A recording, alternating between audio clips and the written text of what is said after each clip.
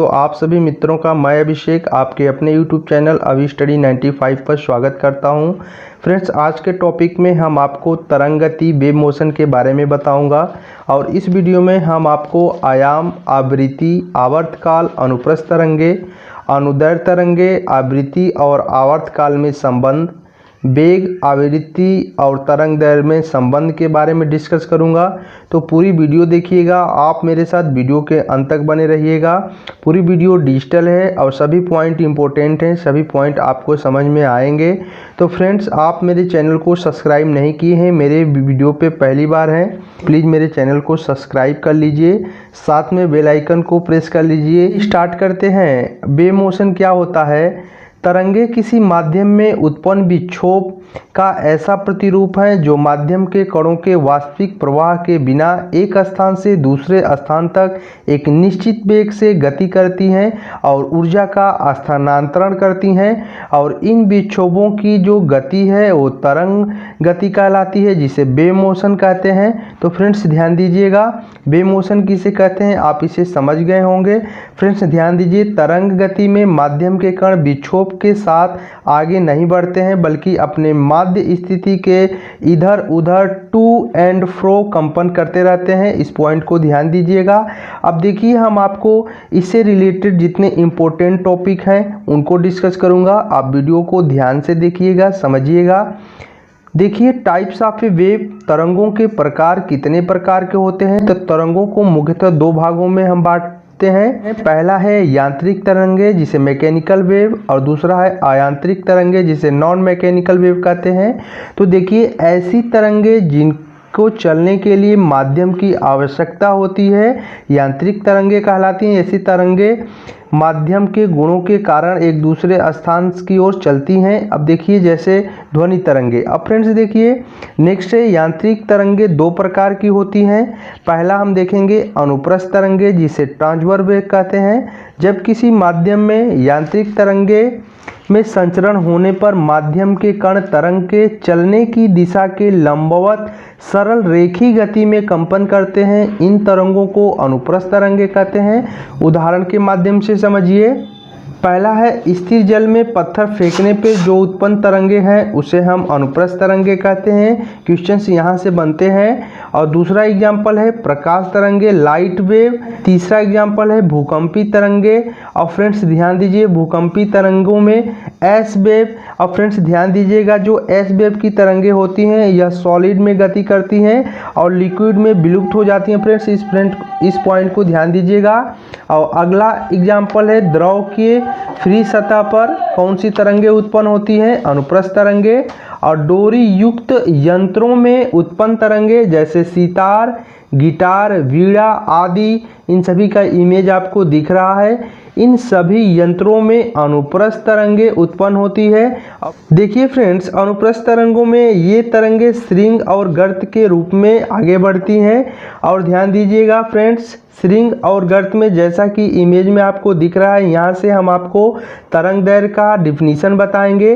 देखिए फ्रेंड्स ध्यान से, फिगर में एक श्रृंग से दूसरे श्रृंग एवं एक गर्त से दूसरे गर्त के बीच की दूरी वेवलेंथ कहलाती है और इसे हम लैम्डा से प्रदर्शित करते हैं। फ्रेंड्स ध्यान दीजिए, एक श्रृंग से दूसरे श्रृंग और एक गर्त से दूसरे गर्त के बीच की दूरी को हम वेवलेंथ कहते हैं और इसे लैम्डा से प्रदर्शित करते हैं।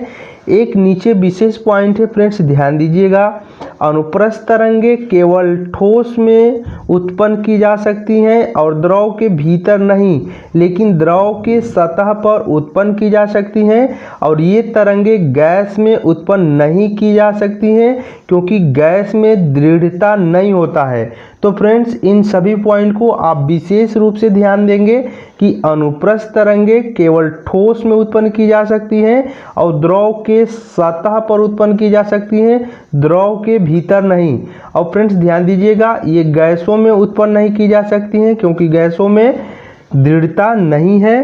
तो इस पॉइंट को ध्यान दीजिएगा फ्रेंड्स, वेरी वेरी इंपॉर्टेंट है। और एक पॉइंट और ध्यान दीजिएगा कि अनुप्रस्थ तरंगे श्रृंग और गर्त के प्रतिरूप में आगे बढ़ती हैं और माध्यम के कणों के द्वारा कंपन के समय अपनी माध्य स्थिति से प्राप्त की गई अधिकतम ऊंचाई तरंग का श्रृंग कहलाता है और माध्य स्थिति से प्राप्त न्यूनतम गहराई तरंग का गर्त कहलाता है। जैसा कि इमेज में आपको दिख रहा है कि तरंग जिस वे में आगे बढ़ रही है वहाँ से अधिकतम ऊंचाई श्रृंग और न्यूनतम गहराई को हम गर्त कहते हैं, तो इस पॉइंट को ध्यान दीजिएगा। अगला पॉइंट है अनुदैर्घ्य तरंगे, जिसे लॉन्गिट्यूडनल वेव।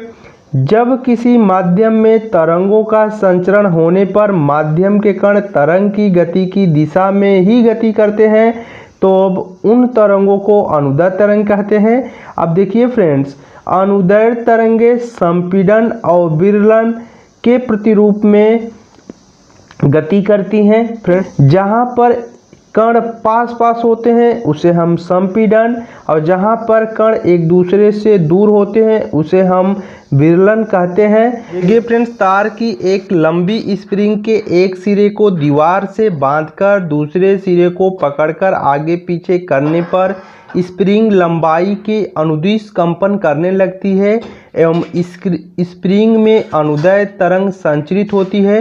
तो फ्रेंड्स ध्यान दीजिएगा इस पॉइंट को। अब देखिए अनुदैर्घ्य तरंग जो लॉन्गिट्यूडनल वेव है, इसके एग्जाम्पल क्या हैं और एग्जाम्पल ही एग्जाम में पूछा जाता है। तो फ्रेंड्स, जो भी साउंड वेव हैं, ध्वनि तरंगे अनुदैर्घ्य तरंगे होती हैं। और फ्रेंड्स, भूकंपी तरंगों में पी वेव की तरंगे, और फ्रेंड्स ध्यान दीजिएगा पी वेव की तरंगों को हम प्राइमरी वेव भी कहते हैं और यह सबसे तेज गति करती हैं। और ध्यान दीजिएगा इसमें सॉलिड और लिक्विड ये दोनों में गति करती हैं, सॉलिड और लिक्विड में।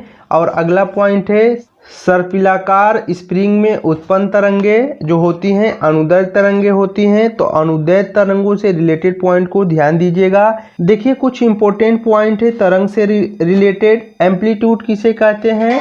आयाम। फ्रेंड्स ध्यान दें, किसी माध्यम में तरंग संचरण की दिशा में माध्यम के कणों का उनकी माध्य स्थिति से किसी एक और अधिकतम विस्थापन मैक्सिमम डिस्प्लेसमेंट ही आयाम कहलाता है। तो फ्रेंड्स ध्यान दीजिएगा आयाम की डिफिनीशन छोटी सी है।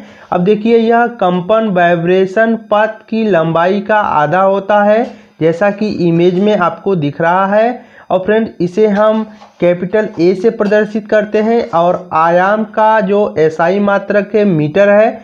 अब देखिए फ्रेंड्स, फ्रीक्वेंसी आवृत्ति किसे कहते हैं?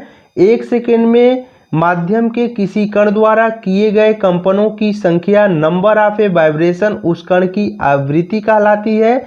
और फ्रेंड्स ध्यान दीजिए आवर्तकाल किसे कहते हैं?